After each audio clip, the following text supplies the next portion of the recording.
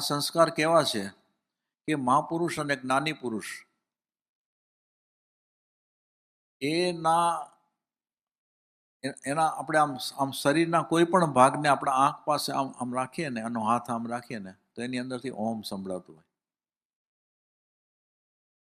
બાપુજીના જીવનની અંદર એ ઓમ એવો વણાયેલો હતો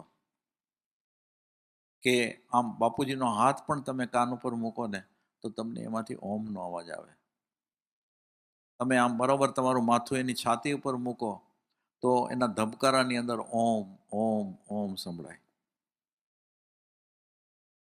આવો બાપુજી ઓમમય બનેલા હતા. આ કેવા સંસ્કાર કે એને પછી કાંઈ કરવું નહોતું પડતું, ઓટોમેટિક એની અંદર ઓમ ઓમ ધ્વનિ આવ્યા જ કરતો હતો, આવ્યા જ કરતો હતો. આવી રીતે બધા મહાપુરુષો, મોટા પુરુષો, એમાં કોઈને ઓહમ, કોઈને સોહમ, કોઈને બ્રહ્માસ્મિ, આવું બધું અંદરથી સંભળાયા જ કરતું હોય, સંભળાયા જ કરતું હોય.